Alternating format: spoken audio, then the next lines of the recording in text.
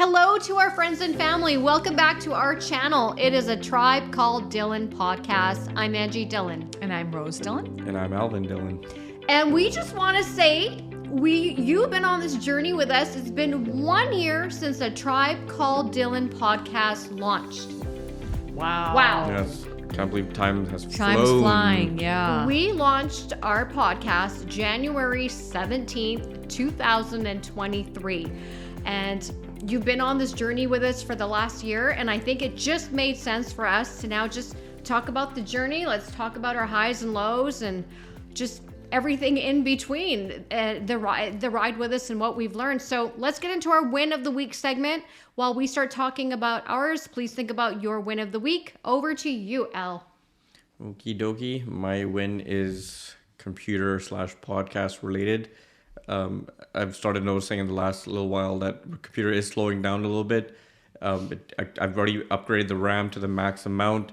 And because these files that we're recording are 4K, they're getting quite large. So when I put them into Premiere Pro, it sometimes starts freezing or it hangs. It's related to a couple other issues, but generally I don't have the computing power to handle these large 4K files. So I said, okay, I have two options. One is we need to get a new computer with like the full specs, a good video card. You're looking at probably $1,500 to $2,500 brand new. I might be able to get a used for about $1,000 to $1,200.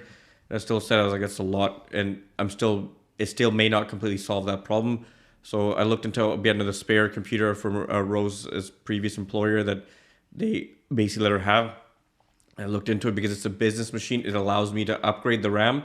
So I can upgrade the RAM and the hard drive, and I'll be able to use that for now to buy us time for at least another year or so. So I'm saving us about like $2,000 on that. Wow. It'll cost me $200 to get the parts, but I can install it and do everything myself. So I was happy with that. Cool. Great win, Al. That's excellent. Thank you. It's a win for all of us. Yeah. It sure it's a is. win for mankind. It's a win for our listeners too, because what that means is we can carry on for another year with the podcast. Yay. Rose, over to you. My win is so I'm sure you viewers will know, I listen to a lot of podcasts and I read a lot of books. So I don't always know where I heard this one or where I read this one. But I had recently come across a podcast where they're saying that a therapist, this new therapist, when he meets his clients, he makes them sit for 30 minutes and stare at a wall.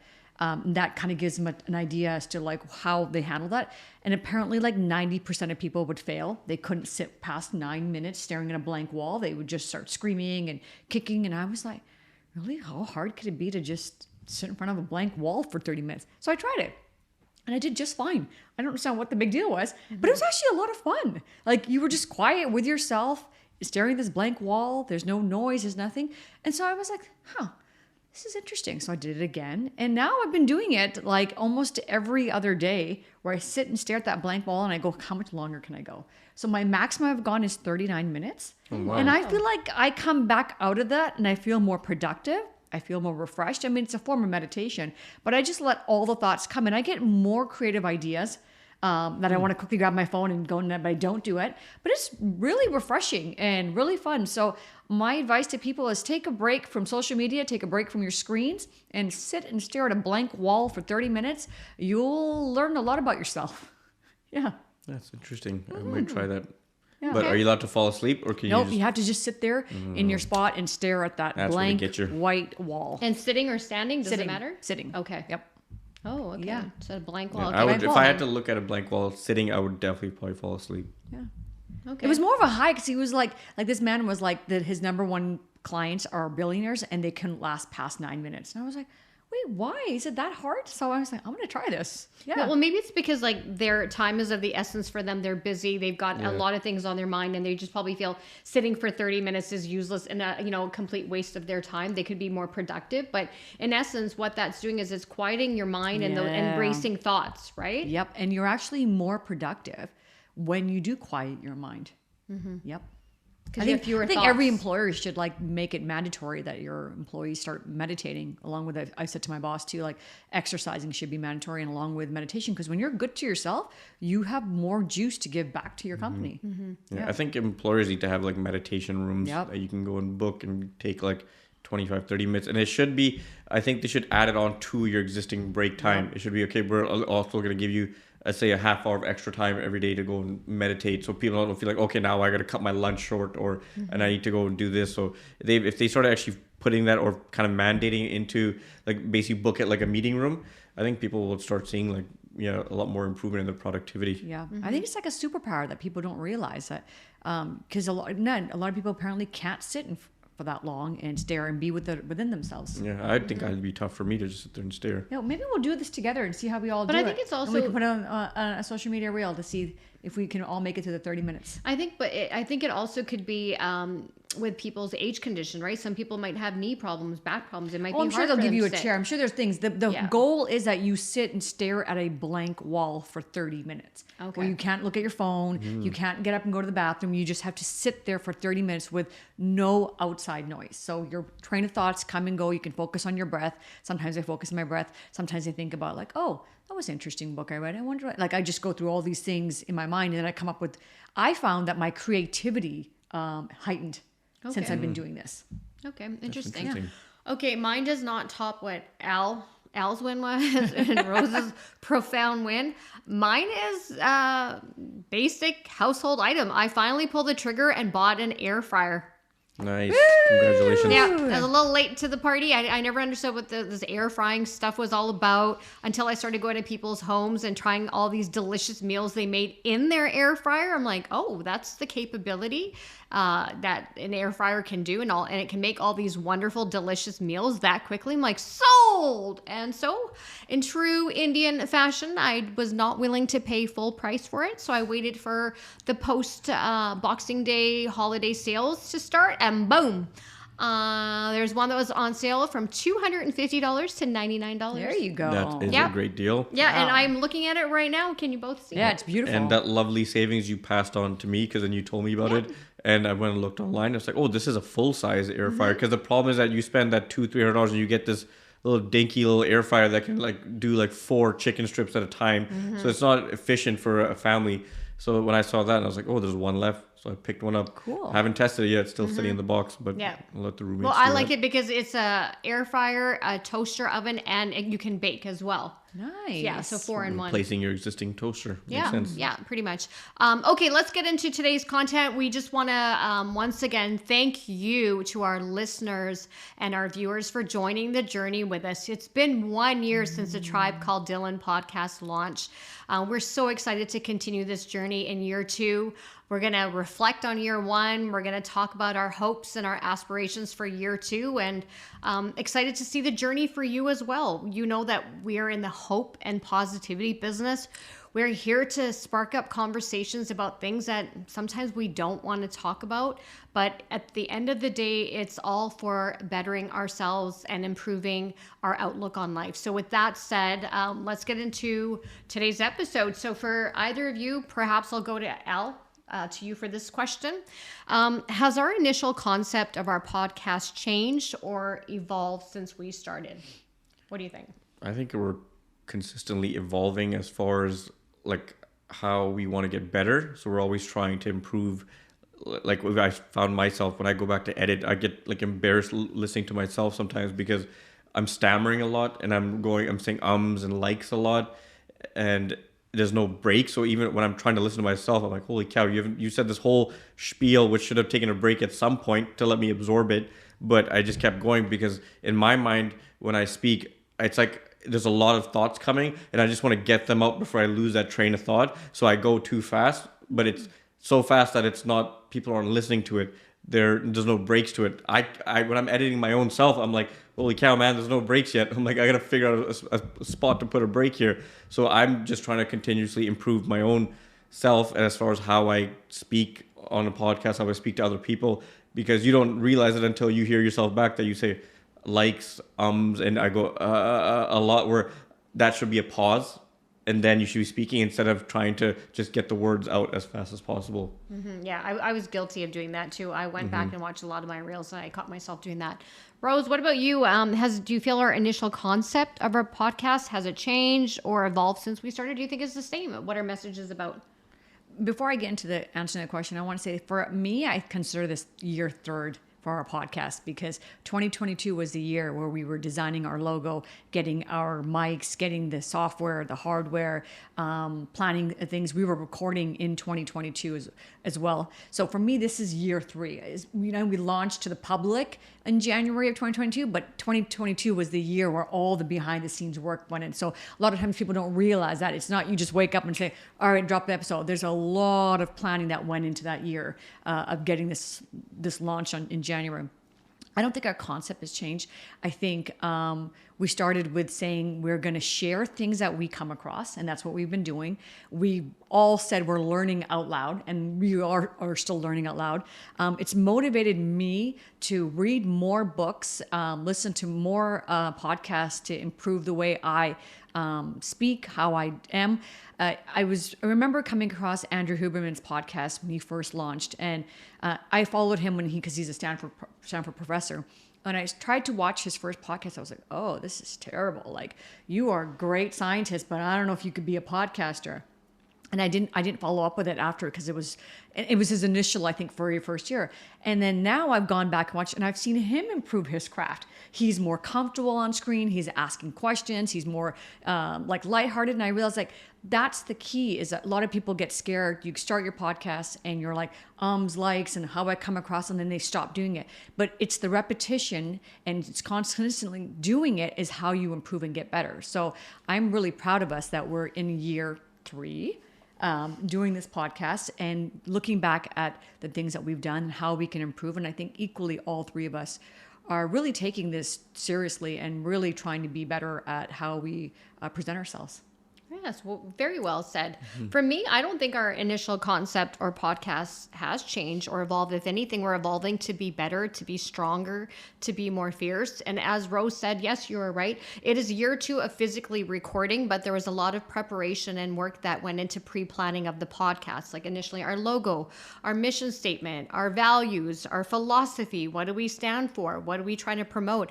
You have to factor into all of these things. What's our target demographic? Who are we trying to, because we know at the end of the day, it's not a one size fits all approach. Not everyone's going to get our jam or understand us, but we want to make sure that we can connect to as many people as we can. And we realize, well, what's the generation that probably needs the most amount of guidance and support and help?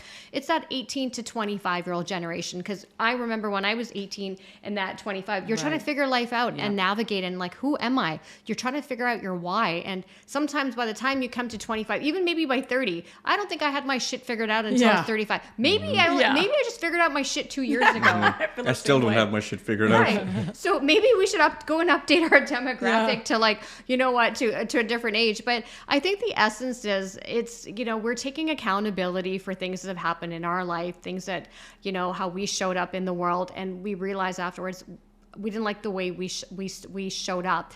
And if we can help you to navigate a situation that you're stuck with, or you're finding difficult, or sometimes you think there's honestly no way out, trust me, all 3 of us have been there. And for me, the podcast, it's evolved and given me a platform to honestly just speak my truth. And for me, I think that has been the most liberating thing so far, because honestly, I feel free. I'm not too concerned about the judgments that may come from what I've done or from my actions. For the first time in my life, I honestly just feel like I'm an open diary. Like, I'm just telling you about my life and what I've gone through, what I've experienced, the hardships, the highs and the lows. And heck, I'm still standing. So if I'm still standing, I can tell you right now, guarantee that there are better days ahead for you. Let's get into things. So let's go to you, Rose. Back to you. What do you consider one of the coolest milestones of our podcast journey so far?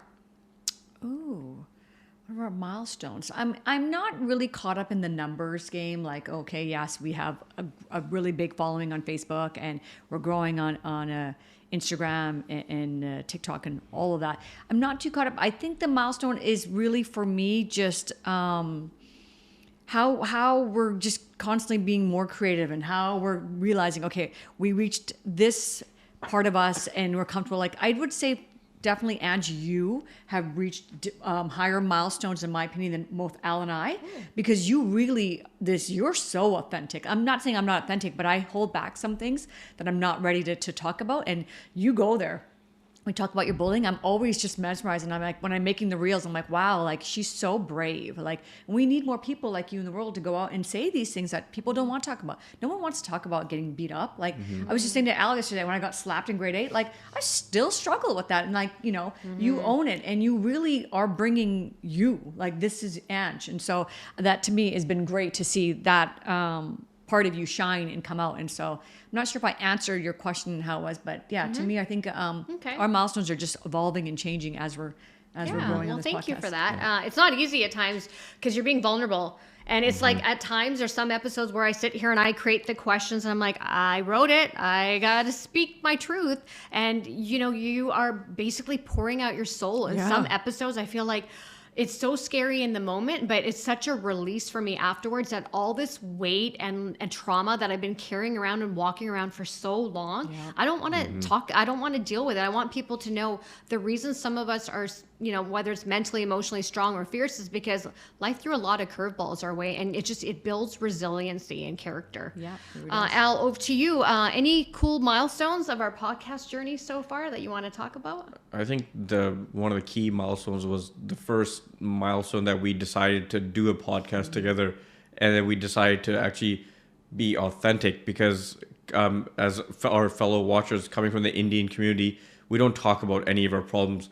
We pretend like they don't exist and we mask them and we lie about them. And then as our life is crumbling, we tell people, oh, everything is great. Yeah, but I'm drinking like 6 days a week or I'm doing all these other drugs, but you know, everything is fine as long as I have some money to show or pretend show. We don't dig deeper and say, why are you living your life this way or what's going on with you? Like most people up to I think about 25, life is not that difficult in the sense of like it could be difficult for you, but you're not seeing it through the lens of as you get older and you look back to say, oh wow, like everyone around you is comparing you to themselves. Say, oh, you're this age, you don't have a house yet, you're not married, you know, the stereotypical things that people are asking you, and then you ask yourself these questions and you say, yeah, why am I not having these things? But I think the real answer is no, there's no such thing as a cookie cutter answer. Everyone goes through life and goes through their own struggles at their own times, and it comes to you when it comes to you. No one gets through this life unscathed. At some point, it comes and hits you and slaps you in the face. Yeah. Do not think you're invincible. So Every one of us has. I was the king of like, you guys, we were all dealing with problems. I'm not talking about it. I'm not going to talk. You, as a man or an Indian man, you're supposed to hide it and deal with it and just suck it up, and that's how it is. And you don't until you realize, no, it's actually like eating me up inside right now by not talking about it. And once I decided to say, okay, we're going to start talking about these things, it was almost like a sense of relief to be like, oh, wow, the stuff that I felt like people had power over me, I'm going to start talking about it, and it no longer has power over me. I'm still going to get into more details, but as we just started, I was like, I don't want to just give it all away because I was still very insecure about what am I want to talk about and how am I going to handle this. So this year you're probably going to hear more about that's how my I feel. journey, and my cousins will eventually be hearing about it too, because there's a lot of things that they don't know yet. Well, that's well said, Al. Very well said. Very well said, because we are a culture, like most cultures, especially if you are, you have immigrant parents, we want to mask our problems. There's a lot of shame in talking about things. We all want to portray that image that, you know, we're excelling in life and that we're succeeding, but it comes at what cost? There's always a cost. And there's always, I just found living in Vancouver, it's probably elsewhere too, but everything always somehow came back to money. It didn't matter if the person was dying. It doesn't matter if they're dealing with the most craziest things. Oh yeah, but he's driving a nice car and he's got money and he's got a house. But you're like, how does that answer the actual underlying problems of this? And I just find that it's a common problem of people will always ask, oh, what are you doing? Oh, you should go do this as a job. They make a lot of money. It was never about, you should do this job. You'll probably find some fulfillment in here. Or what is your passion? No one asks that. Everyone comes down to how much do you make? And that's all it really involves. Or, oh, if you don't make enough, or what is your last name? What is your caste? So you're like, this is not how life should be. And as you get older, then you build a confidence to say, yeah, I'm not living my life based on your bullshit and how you think we should be doing things, and oh, I should have 2 kids by this age. No, man, I know what's best for me right now, and bringing that kind of stress into my life is going to set me back like 1,000 times. So Well knowing said. your boundaries and knowing to say no. And I think we did that episode what is it? Thou shalt not preach. Just don't preach. Just live your life to the best of your ability. And if you can help someone out live theirs even better, or vice versa, just let's be a community of supporting one another and elevating each other up. And I think if you don't have the answers, you don't need to judge anybody. Even if you do have the answers, just be like, okay, that's your journey, man, that you're taking. I don't think anyone has the answers. I think there's a program that we all have. People like to think they have the answers. And then, you're supposed to do all these things because that's what the last generation and generation. But what we don't realize is we're evolving and we're all changing. And this is in a very unique time, I think, in human history that we're at, right? With the technological advances and everything that's happening, and the war, like everything is just so different than it's ever been. Yeah. And so I think that for me, 100%, I say don't judge anybody, because every soul that reincarnates in this form has their own journey. They have to go through it on their own. You cannot save them. You cannot change them. You cannot say, hey, this is what I did. This is what you should do. It's, hey man, like you got to figure this out yourself. And so whether it's getting married and having 10 kids, or whether it's going and becoming Oprah and becoming the world's biggest, spiritual, whatever it is, it's your journey. And you just have to ask yourself, what is nourishing my soul? Yeah. And, for the, is it the millennials for this generation, or for anyone that's being born into the world at this time, place, man, it's such an exciting time, but it's such a scary time. For us, we're going to talk about on one day, the evolution of how we grew up. We went through fax machines, dial-up telephones. So we saw the evolution of technology, and the world is so connected today for the first time ever with social media and everything.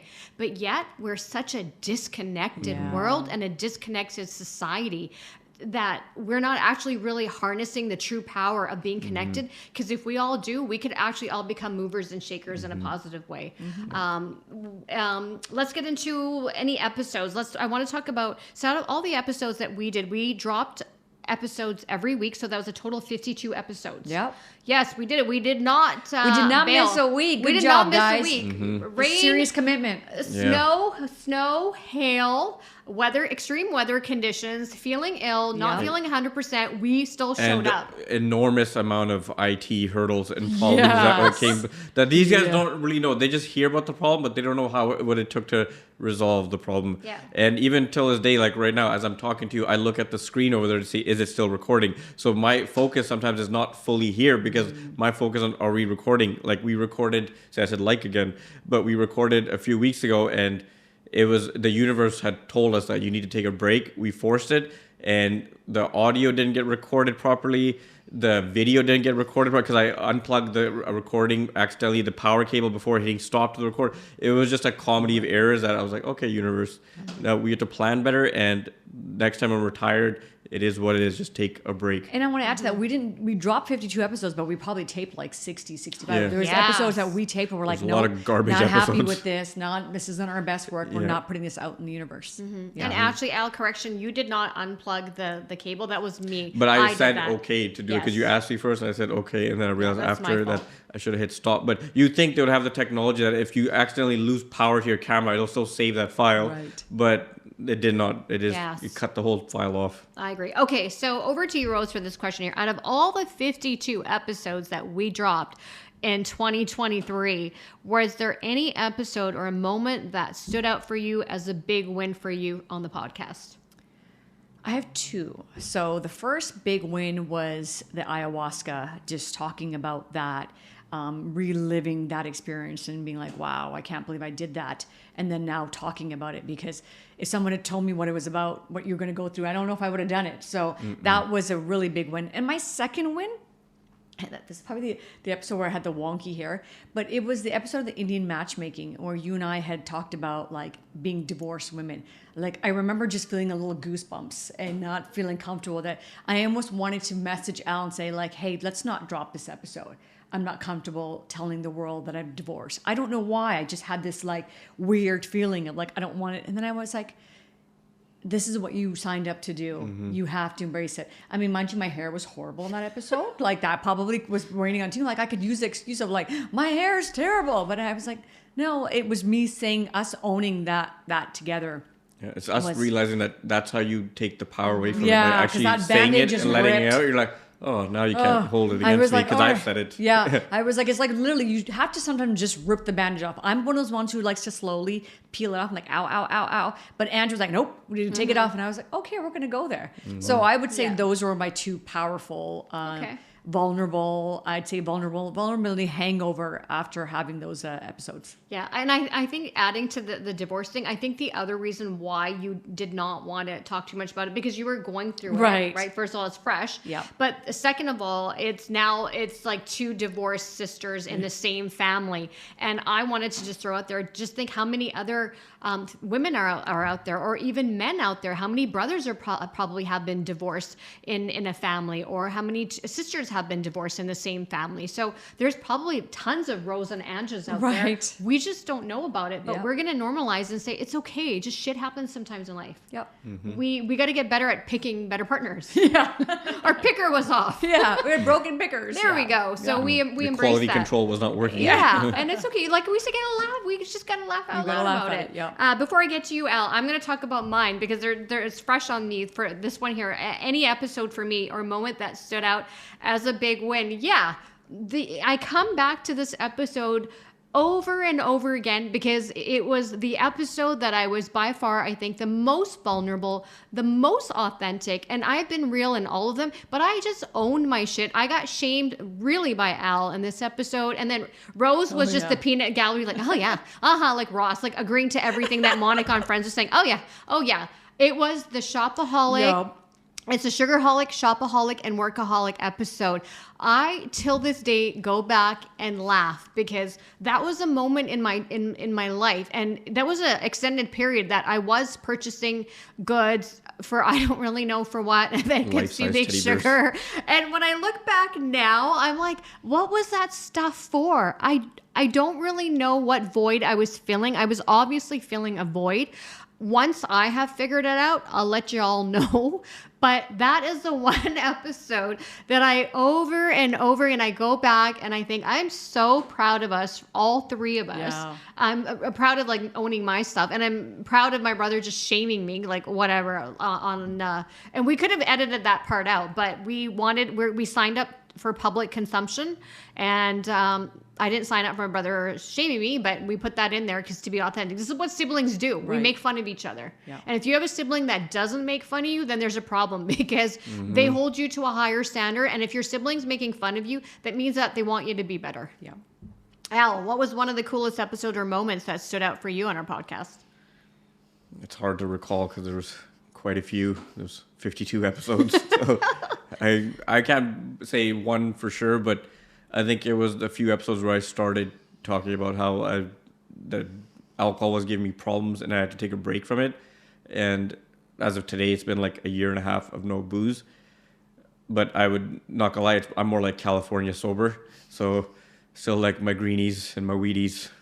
But I would say it's just, I'm still getting I haven't gone into like the full crux and the details of it. I was just sort of unlayering.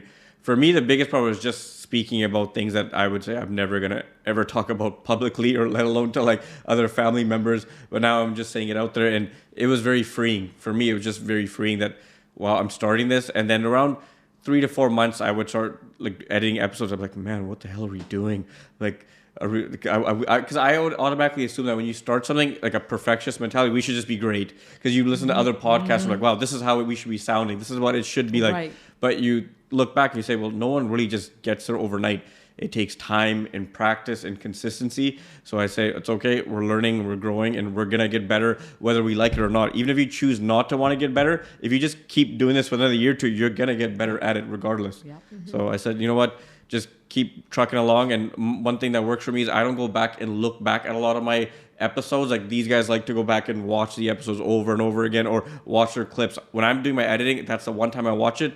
I don't go back to even look at our social media clips. I just keep going, because when I go back to look at it, I become too self-insecure, and I say, oh man, that wasn't a good episode, or you sounded dumb, or you stammered a lot, or you stuttered a lot, or you didn't stop talking. And then it would literally break down my confidence. And that's why I always tell you guys, when like, oh, let's go watch the episode. I'm like, you guys can watch it. I know what works for me, because by me not going back to look at it, I have now the juice to keep moving forward. If I keep going back and look backwards, then hindsight's always going to be 20/20. I'll just keep getting better, just keep moving forward, because the clock keeps ticking. Mm-hmm. That's a good Good one. answer, yeah. Yeah. Okay, both of you have kind of touched about this along the way, but let me just throw this question out there again, and you can just kind of elaborate. Were there any tough moments that you faced, and how did you handle them afterwards, after you said your piece on air? I was like saying the last one, like the vulnerability hangover. This is where like I really am so grateful that the podcast launched, and then I started therapy at the same time, which probably actually was like perfect timing, because whenever I would do this, I would go to her and say like, I just feel like I said too much. I don't feel comfortable. I shouldn't. And she's would always remind me of like, you're helping other people, right? Like you said, we're in the hope and positivity business. You sharing your story is going to inspire another woman who is in maybe a similar situation as you and doesn't know how to get out. So always remind yourself of that. So when I remember I had seen her, I was like, I just felt really heavy after the last taping. And she's like, vulnerability hangover. And I was like, what? She's like, yeah, when you unleash so much and you've put it out into the world for people to see, people to judge and whatnot, it can be very daunting. And you just have to be really kind to yourself, because it takes a lot of courage and a lot of guts to just own your shit out in public. And so that was really something that I think really helped me stay afloat, because Angie has been in this industry before, so she's really comfortable. Like my friends are like, has your sister done this before? Because she looks, I'm like, yeah, like they, her, when she gets on screen, this is Angie's for her. It's a little bit more natural. For me, it's not. I've never been, I was in front of a camera when I was a kid, when my dad would tape us videos when we were at parks and whatnot, but I never ever thought I would be in front of a camera. And so it's daunting, and it can be a little stressful. Sometimes I struggle to even make eye contact with the screen. I would always look at you two until episode 9 or 10, where I would look at the screen. That comes with doing this over and over. But I think definitely was just realizing that, hey, I'm human and I'm here to try to do the best that I can do. I'm consciously trying to be better every episode, trying to get more information so I can share with our listeners and our viewers. And that's the best I can do. Mm-hmm. Yeah. That's well said. Al, same thing for you. Can you read the question again?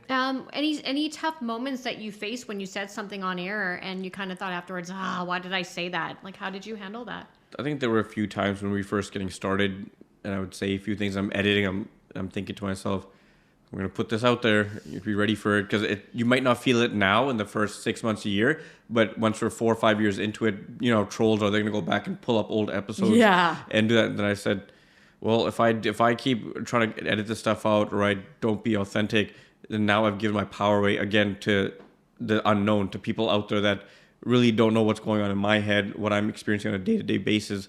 So I said, you know what, man? I was like, balls to the wall. You just got to put it out there and just keep going with the flow, because there's nobody out there that'll be more harder on me than myself. And I find that it was mostly me in my own head thinking of all these scenarios. And I said, no one has said this to you yet but yourself. So just keep going.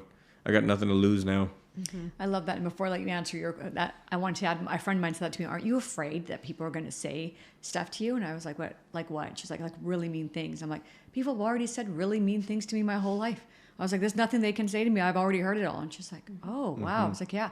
Like you said, take the power away. Yeah. I'm fine with it. And as we get older, you probably realize that it doesn't matter what you say. If people want to say something, they don't like you, they're going to say that regardless, whether in front of you, behind your back. That's just the nature of people. So you're like, I can't live my life now based on what other people are going to say or think. Mm-hmm. I got to keep doing me and live my truth. And that only comes with age, because when you're younger, you're all you're trying to do is people please and make other people happy. Mm-hmm. And then you realize, yeah, this is not a long-term plan by making other people happy. I got to make myself happy first. Mm-hmm. And that question that you said that, aren't you afraid what people are going to say to you?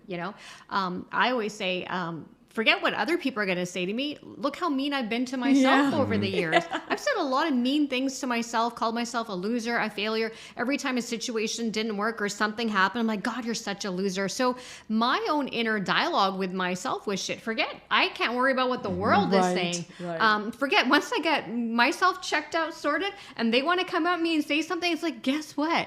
You're too late to the party, because I already called myself that word or that. So the power doesn't exist with other people. We are our own worst critic. For me, the toughest thing, and I think and as you mentioned, Rose, I've done this before, but mind you, I was in broadcasting 20 years ago. The landscape of journalism and social media has changed so much. I wasn't set up for people saying mean things on social media. We would just report, do a story, you go on your merry way. This is a different ball game.